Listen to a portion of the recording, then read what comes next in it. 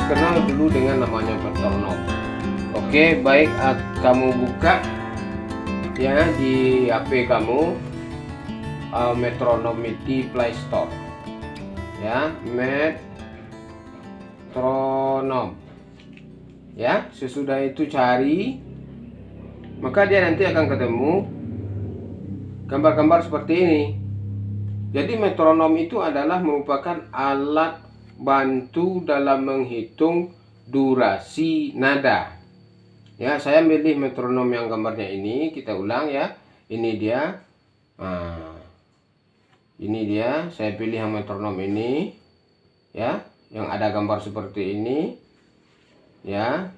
Nah, jadi kita install di HP kita. Karena sebenarnya alat metronom ini ada dijual di pasar. Tapi itu tidak perlu karena zaman sekarang sudah canggih, maka kamu semua boleh memakai aplikasi metronom itu dengan mengganti alatnya melalui HP. Dengan cara menginstalnya melalui Play Store. Setelah itu kita lalu membuka aplikasi metronom di HP kita masing-masing. Ya, seperti contohnya ini. Ini adalah bagian kanan untuk menentukan durasi. Jadi di kiri ada nanti lagi volumenya, ada retardandonya, ada accelerandonya. Itu nanti akan kita pelajari. Sekarang saya ambil posisinya moderato. Kita coba bunyinya seperti ini kira-kira. Tu, wa, ga, pat, tu, wa, ga, pat. Ya, itu dia ya. Nah, jadi sampai di situ dulu. Apa sih gunanya metronom ini? Dia pengatur tempo, dia pengatur nada yang akan kita keluarkan, yang akan kita bunyikan di dalam bermain musik. Assalamualaikum warahmatullahi wabarakatuh. Ketemu lagi guys. Kita akan membahas permasalahan teori musik, termasuk di dalamnya teori gitar. Baik, saya akan membahasnya melalui sistem bagaimana kita mempelajarinya secara detail ya, rahasianya. Jadi yang video-video sebelumnya itu akan kita kupas di dalam pelajaran pembahasan teori musik. Ini dia. Dalam teori musik atau teori gitar, tadi kita membahas sedikit masalah metronom. Terus sekarang kita membahas masalah nada. Mungkin adik-adik mengetahui bahwasanya tangga nada tersebut ada yang bergambar seperti ini, ya. Ada yang gambarnya berisi seperti ini. Terus ada juga yang berisi pakai tangkai. Ada yang pakai tangkai 2, ada yang pakai tangkai 3. Ada yang digabung antara yang ini dengan yang ini seperti ini. Ada yang seperti ini, ada yang seperti ini. Ada bermacam-macam, pakai titik dan segala macam. Semua ini adalah nada, termasuk nada yang bulat seperti ini. Oke? Hal yang seperti ini, nada-nada seperti ini, tentu ada dasarnya. Kenapa dia menjadi sebuah nada, sebuah simbol nada, atau lambang nada yang bisa dibaca, yang bisa mengeluarkan suara atau bunyi. Jadi itulah yang akan kita pelajari dari mulai sekarang. Selama ini adik-adik sudah mempelajari tangga nada F, tangga nada fis, dan lain-lain sebagainya. Oleh sebab itu, adik-adik semua harus fokus kepada nada-nada ini agar bisa mentransfernya melalui jari adik-adik yang sudah saya ajarkan kemarin. Siap ya adik-adik, kita lanjut kepada poin berikutnya, yaitu ambil penggaris ya. Boleh pakai penggaris, boleh tidak, tapi saya sedikit biar membuatnya supaya rapi. Ada 5 buah garis, disebut garis para nada ya. 5 buah garis menjadi 4 buah kolom ya, seperti ini ya. Ada 5 buah garis. Garis ini disebut garis para nada atau garis yang digunakan untuk menempatkan nada-nada yang dimainkan dalam musik. Begitu. Selanjutnya poin kedua. Sekarang poin ketiga, ada tanda mula atau tanda memainkan musik yang seperti ini. Ini namanya kunci C, kunci F. Maaf, ini namanya kunci F. Terus ada orang yang memainkan musik, lambangnya seperti ini, ya. Itu kunci C. Terus ada yang memakai lambang seperti ini. Itu kunci G. Dan umumnya alat musik itu memakai kunci yang seperti ini. Apakah ada kunci yang seperti ini dimainkan oleh alat musik? Ada. Yang seperti ini ada. Tapi kita tinggalkan yang dua ini dulu. Kita fokus kepada kunci G. Ya. Selanjutnya, kita buat lagi garis paranada. Biar ini sambil membiasakan adik-adik untuk mengetahui berapa jumlah kolom di dalamnya, berapa jumlah garis yang ada di garis paranada. Kan begitu. Ya, dia ada 5 ya. Oke. Dia ada 5 garis. Garis menghitungnya adalah dari bawah. Garis pertama, garis kedua, garis ketiga, garis keempat, garis kelima. Terus kalau kolomnya, kolom ke-1, kolom kedua, kolom ketiga, kolom keempat. Begitu. Sekarang kita taruh kunci G ini, lambang kunci G ini di sini. Ya. Sebagai patokan kita untuk memulai belajar teori musik yang berguna untuk bermain gitar. Begitu. Ini adalah garis kedua. G tadi, kunci G tadi dimulai pada garis kedua. Ini dia. Dan berarti nada yang terdapat di garis ini adalah nada G. Ya. Nada yang terdapat di garis kedua ini, ya, yang ini adalah nada G. Begitu. Jadi sekarang lambangnya tadi kan ada yang berisi, ada yang berisi, ada yang bulat saja, ada yang bulat pakai tangkai. Sekarang kita gunakan yang bulat pakai tangkai dulu ya. Nah, lambangnya seperti ini. Jangan hitung dulu berapa jumlahnya. Jangan hitung, kita nggak belajar itu dulu ya. Sekarang kita belajar dulu penempatan nada. Baik. Sekarang kita mulai. Musik itu dimulai dari nada C, nada D, nada E, nada F, nada G, nada A, nada B, nada C lagi. Kenapa ada C dan C? Ini C kecil, ini C1. Di piano bagaimana dampaknya? Nanti kita pelajari bagaimana kalau dia pindah ke piano. Oke, sekarang kita ke gitar dulu. Jadi ini adalah sistem notasi musik untuk bermain gitar. Ya, fokus kita ke situ. Ini C kecil. Jadi jika kita pindahkan ke atas, pindahkan ke sini, apakah di mana letaknya tadi? Kembali kita ke G. Kita lihat angka G, huruf G ini, atau ini tadi kita namakan nada G, ya. Nah, ini jaraknya ya. Nada G di sini dia kan. Nah, kalau di sini G, kita kasih tangkai biar enak dipandang mata, itu aja dulu. Kita kasih G. Kita kasih tangkai. Terus yang di dalam kolom ini ada lagi nada dia. Namanya nada F. Iya. Terus habis di dalam kolom, kembali di dalam garis.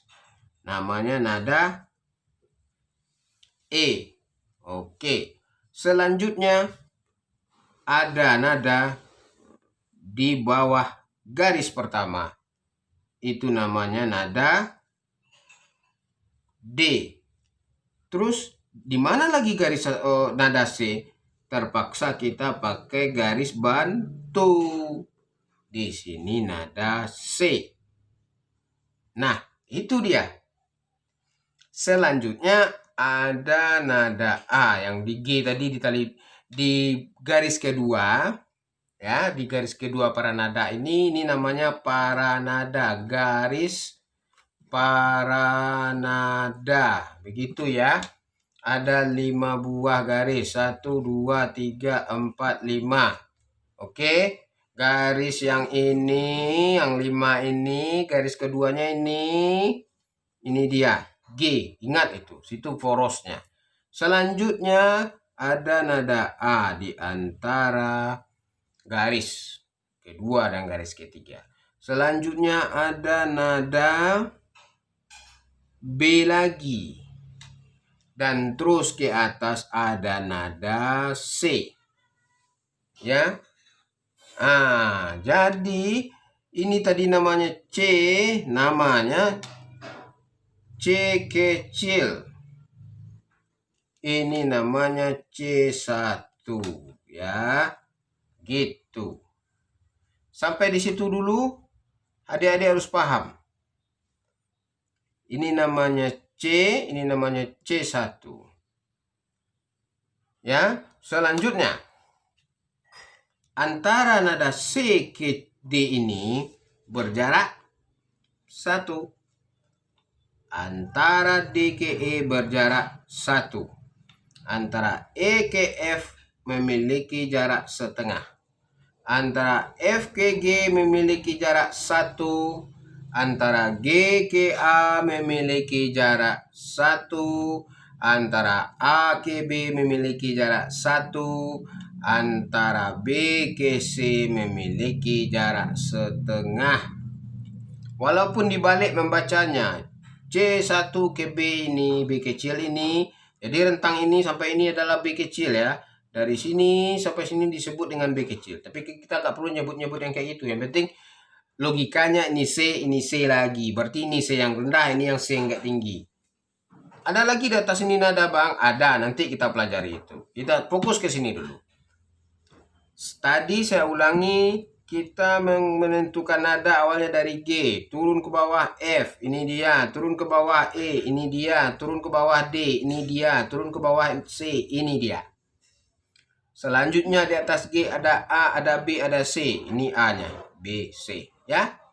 Terus antara C ke D berjarak 1, D ke E berjarak setengah, E ke F berjarak setengah, maaf. F ke G berjarak 1 dia, G ke A berjarak 1, A ke B berjarak 1, B ke C berjarak setengah. Jadi ini sangat penting. Setengah ini kalau dalam tuts piano ditentukan dengan warna hitam. Jika kamu membayangkan tuts piano, ya, kita gambar juga lah di sini ya. Ini C, ini D, ya, ini E, terus apalagi F, gitu. Jadi nanti dibuat dulu C D E F, ini G, ini A, ini B, ini C lagi, kan gitu, ada 8 nada. Jadi Do, C, D, E, F, G, A, B, C. Apakah ada tuts berwarna hitamnya? Tentu ada. Di mana letaknya nada hitamnya? Jadi saya katakan tadi ini berjarak setengah, lambangnya warna hitam. Ya, kalau dalam tuts piano semuanya nada di bawah itu warnanya putih, tapi jarak setengah ditentukan warna hitam. Nah, ini dia. Di sini ada jarak setengah. Di sini ada jarak setengah antara C, D, E, F. Ada lagi jarak setengah F, G, A. Ada lagi jarak setengah A, B. Ada lagi jarak setengah. Begitu. Ya. Begitu. Jadi dari C ke yang atas ini berjarak setengah. Ke sini dia berjarak 1. Ini yang berjarak 1. Kalau di tuts piano, kalau dari sini ditekan dia tuts putih ke tuts warna hitam. Tuts namanya kalau di piano. Ini berjarak setengah. Jadi kita bermain tekan ini setengah. Kalau tekan ini ke tekan ini, dia jadi 1. Gitu dia. C ke ini tekan jadi 1. C ke D C ke E ditekan jadi 1, tapi kalau E ke F jadi setengah. Ini E ke F ya. Nanti akan kita bahas lagi di piano. Ya, kita kembali ke gitar. Sampai di sini adik-adik semoga memahaminya secara baik. Lalu kita beranjak lagi ke yang baru.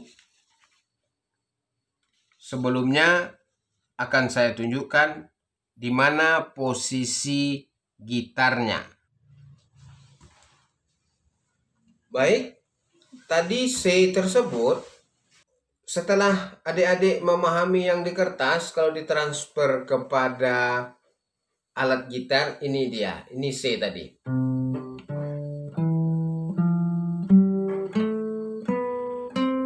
Itu dia.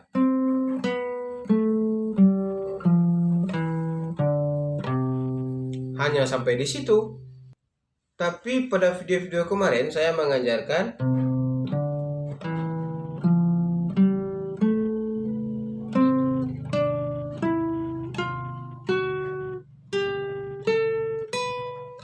kan begitu.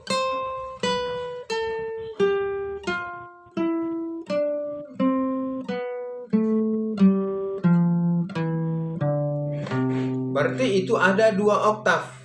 Oktav 1 dan oktav 2. Jadi yang kita mainkan itu nadanya seperti ini.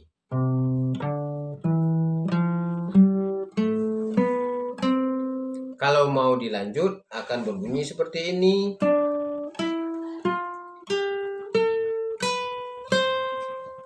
Dan dibalik ke atas jadi begini.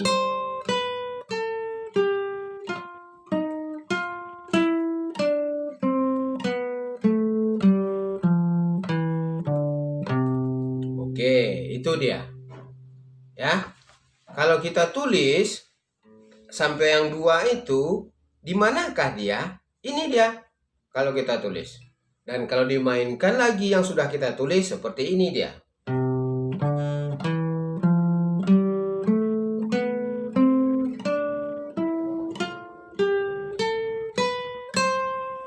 Oke, itu dia.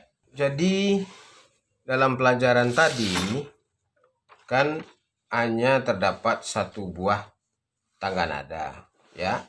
Dari sini ke sini hanya ada 1 tangga nada. Terus sekarang kalau kita jadikan dia 2 tangga nada seperti yang dimainkan, maka kita menulisnya adalah kita ambil dari, kita tulis dulu ya biar jelas. C, D, E, F, G, A, B, C, D, E, F, G, A, B, C. Ya. C yang tadi adalah di garis bantu pertama. Ini dia. Terus D, ini dia. Terus E, ini dia. Terus F, ini dia.